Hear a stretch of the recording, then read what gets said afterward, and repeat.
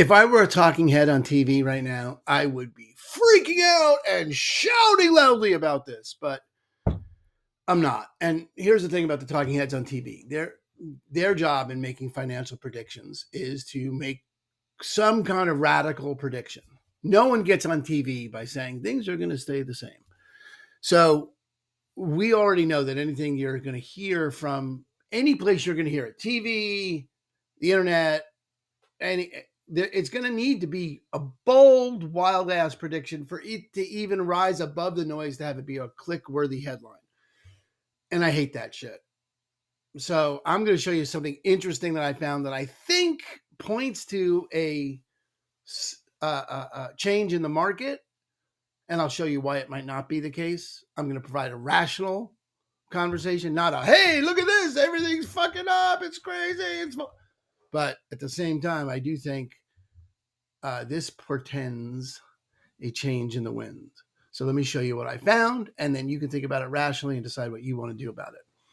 This is data for King County, and you're looking at the active listings is the green, the number of active listings, and then the blue are the number of new listings. So how quickly are new listings being added to the inventory mix? Okay. So I think this portends a real shift in the market from what we've had as a seller's market for years and years here to a buyer's market. Now, here's why I think that. There are more active listings now in April than there were all of any single month last year. Yep. Okay. So September, traditionally the most active listings, right? This summer, you see most listings come on the market by May or June. May or June is usually the peak. And then there's some more, but the buyers tend to trail off. You can see that in all the graphs. I'll show you buyers later, but buyers tend to drop off, and there's seasonally more available inventory in September. We are currently have more homes available now than we did last September, than either last September or the last 2 years. More available inventory. Okay, well, increased supply is going to point to lower prices just when supply goes up. I'll show you demand is flat. I'll show you, but I'll just tell you now demand is flat. And then the other interesting piece of this was more homes were added. April, 4,600 homes added.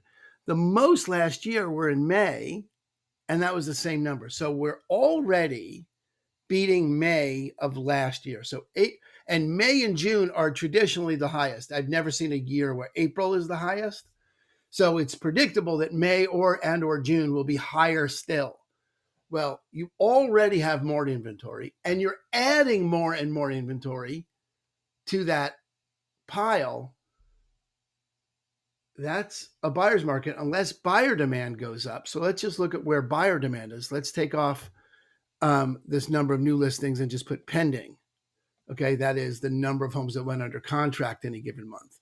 And you can see that's even in a year, 2023 and 2024, you can see an increase in inventory. You can see how that goes up. Buyer demand is pretty flat, and it's pretty flat this year too. Month 25 in April and 26 in April of last year. So it's down a little bit. All right. I don't know how that doesn't portend a buyer's market coming. That looks to me like that's a massive shift. There's going to be a lot more inventory over the next 3 or 4 months than there were any time in the last couple of years, and buyer demand is flat. That's got us both. I don't know that prices drop precipitously, but they certainly don't keep rising, and you certainly have to price your homes differently. That looks to me like a leading indicator of a buyer's market coming. Now, the counterpoint, why I'm not like, everything's sky's falling, because look, okay. Come on, there we go. All right, so this is King County again, last year, a year's average.